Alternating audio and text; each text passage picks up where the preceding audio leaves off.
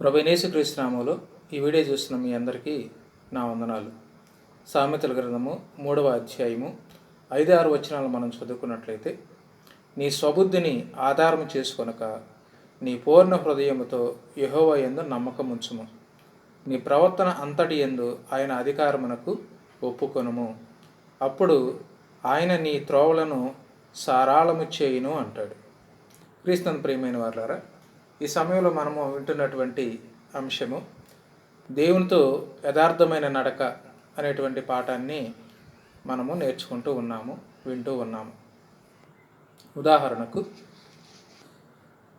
దేవునితో యథార్థమైన నడక అనేది ఎలా ప్రారంభమైంది అని అంటే, దేవుడు యథార్థవంతుడు. దేవుడు యథార్థవంతుడు గనక ఆయనతో నడిచే వారందరూ కూడా యథార్థవంతులై ఉండాలని ఆయన కోరుకుంటూ ఉన్నాడు. ఉదాహరణకు, ఈ లోకంలో భార్యాభర్తలు కలిసి నడుస్తారు. కలిసి నడవడం అంటే కలిసి జీవించటం, కలిసి బాధ్యతలు పంచుకోవటం. ఒకరితో మరొకరు కలిసి నడవడం అంటే మనసులు కలిసి జీవించటం. ఉదాహరణకు, దావీదు, యోనాతాను ఏ విధంగా అయితే వారి మనసులు కలిసి స్నేహం చేస్తారో ఆ విధంగా ఉండటం. అలాగే స్వాతంత్రం కోసము మన దేశంలో ఉన్నటువంటి నాయకులైనటువంటి వారు కలిసి నడవటం మూలంగా, ఒకే మాట కలుపుకొని నడవటం మూలంగా వారు స్వతంత్రం అనేది సాధించారు. అంటే వారు చేసేటువంటి పనిలో ఒక సమూహంగా పాల్గొని వారు ఒకే నడక అనేది నడిచారు. అంటే ఒకే మాట కలిగి, ఒకే భావంతో, ఒకే ఉద్దేశంతో, ఒక లక్ష్యంతో వారు కలిసి పనిచేయటం అనేది మనం తెలిసినటువంటి విషయం. కనుక ఇక్కడ దేవునితో యథార్థమైనటువంటి నడక అంటే ఏమిటో మనం గ్రహించవలసినటువంటి వారమై ఉన్నాం. ఇక పాఠములో మొదటి భాగంగా మనం గమనించినట్లయితే, దేవునితో కలిసి నడవడం అంటే ఏమిటో మనం చూద్దాం. దేవునితో యథార్థమైన నడతకు అవసరమైనటువంటి 3 అంశాలని మనం చూస్తూ ఉన్నాం. ఒకటి, ఆయనపై హృదయపూర్వకమైనటువంటి నమ్మకం కలిగి ఉండటం. రెండవది, సొంత తెలివితేటలపై వైరాగ్యం. అంటే స్వబుద్ధిని ఆధారం చేసుకోకుండా, సొంత తెలివితేటల మీద ఆధారపడకుండా. మూడవది, ప్రతి విషయంలోనూ దేవుని వైపు చూస్తూ ఉండటం. ప్రతి విషయంలో కూడా దేవుని మీద ఆధారపడి ఉండటం. ఆయన అధికారానికి మన ప్రవర్తన లోపరచడం మూలంగా దేవునితో యథార్థమైన నడక అనేది సాధ్యమవుతుంది. ఇక రెండవదిగా మనం గమనించినట్లయితే, యథార్థ మార్గానికి వ్యతిరేకమైనవి ఏంటో మనం చూద్దాం. ఒకటి, చీకటి మార్గాలు.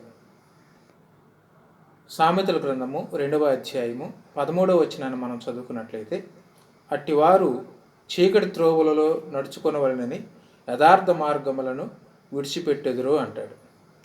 చీకటి మార్గం అనేది యథార్థ మార్గానికి వ్యతిరేకమైనది. చీకటి త్రోవల యందు నడుచుకునేటువంటి వారు దేవునితో యథార్థమైనటువంటి నడకను వారు నడవలేరు. అంటే దేవుని అధికారానికి తమను తాము లోపరుచుకొనలేరు. ఎందుకనంటే వారి మార్గం ఏమిటనంటే చీకటి త్రోవలు. చీకటి త్రోవలు అనంటే పాపపు మార్గము, పాప మార్గము, నరకానికి నడిపించేటువంటి మార్గము. కనుక పాప మార్గములో జీవించేటువంటి వారు, పాపపు మార్గములో నడుచుకునేటువంటి వారు యథార్థమైన మార్గాన్ని వారు కనుగొనలేరు. దానిలో వారు నడవలేరు. ఇక రెండవదిగా, తడబడే అడుగులు.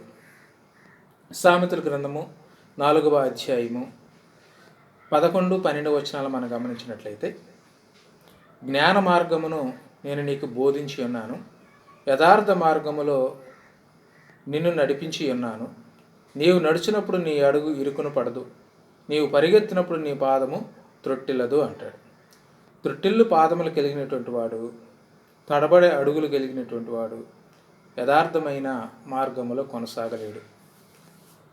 కనుక త్రొట్టిల్లే పాదాలు యథార్థ మార్గములో నడవలేవు.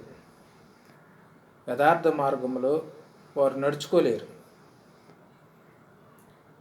కనుక త్రొట్టిల్లు పాదాలు యథార్థ మార్గానికి వ్యతిరేకమైనటువంటివి, తడబడే అడుగులు యథార్థ మార్గానికి వ్యతిరేకమైనటువంటివి. ఇక మూడవదిగా మనం గమనించినట్లయితే, దుర్మార్గము అంటే చెడు మార్గములు నడుచుకునేటువంటి వారు. సామెతల గ్రంథము 11వ అధ్యాయము 15వ వచనాన్ని మనం గమనించినట్లయితే, ఎదట వాని కొరకు పూటపడిన వాడు చెడిపోవును, పూటబడ నొప్పని వాడు నిర్భయముగా నుండును అంటాడు. అంటే ఎదట వాని కొరకు జామీనుగా ఉండేటువంటి వాడు, ఎదట వానికి జామీనుగా ఉండేటువంటి వాడు, చెడు మార్గమును నడిచేటువంటి వాడు చెడిపోతాడు అని దేవుని యొక్క వాక్యం తెలియజేస్తాం. ఎదట వాని కొరకు పూటపడిన వాడు పరుని చేతులు చిక్కుకున్నటువంటి వాడు. కనుక తన మాటల మూలంగా పరుని చేతులు చిక్కుకున్నటువంటి వాడు యథార్థమైనటువంటి మార్గంలో నడుచుకోలేనివాడు. యథార్థ మార్గంలో నడుచుకోలేడు. దేవుడితో యథార్థమైనటువంటి నడక అనేది వారికి సాధ్యము కాదు. కనుక చెడు మార్గములో నడిచేటువంటి వారు, యథార్థ మార్గాన్ని ఎరగనటువంటి వారు యథార్థ మార్గానికి వ్యతిరేకమైనటువంటి మార్గములు నడుచుకునేటువంటి వారు.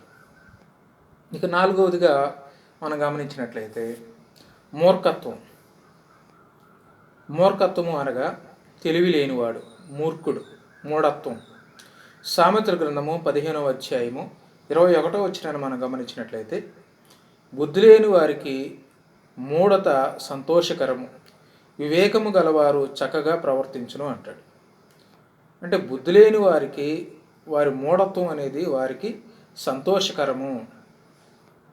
వాడు వివేకంగా ఆలోచించలేడు, వాడు దేవుని చిత్తాన్ని గ్రహించలేడు. వాడు మూఢత్వమే వాడికి సంతోషము.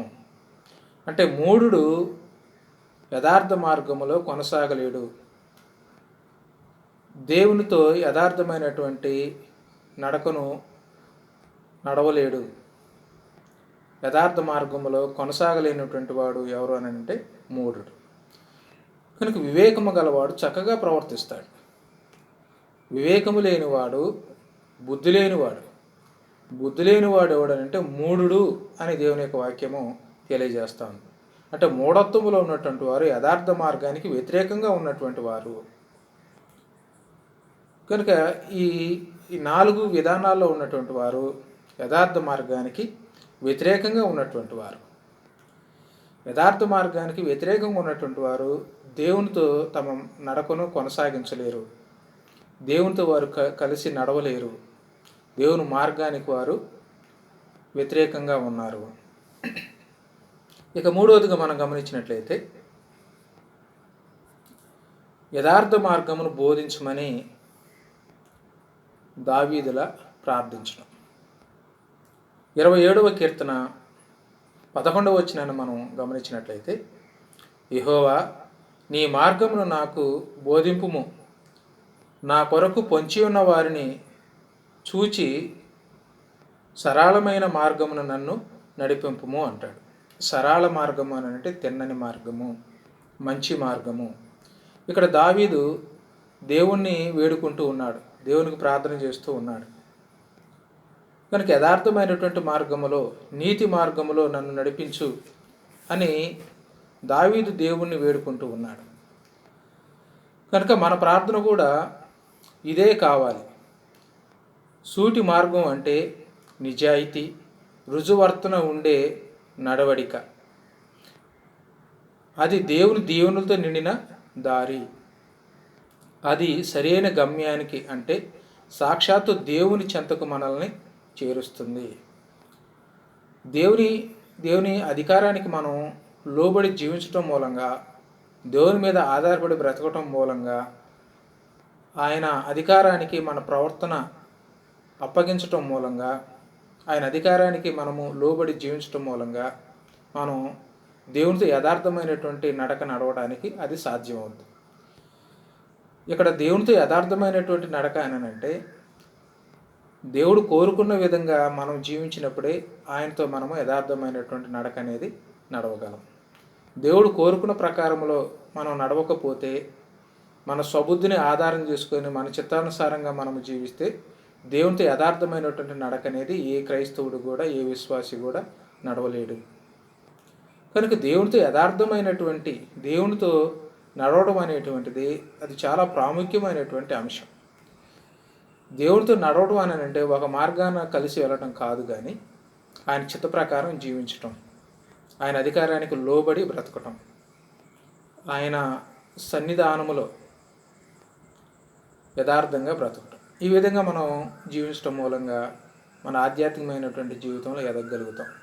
ఈ విధంగా ప్రతి ఒక్కరూ దేవునితో యథార్థమైనటువంటి నడకను మనందరం కూడా కలిగి ఉండాలని మనవి చేస్తూ వాక్యాన్ని ముగిస్తూ ఉన్నాను. విన్న మీ అందరికీ కూడా వందనాలు.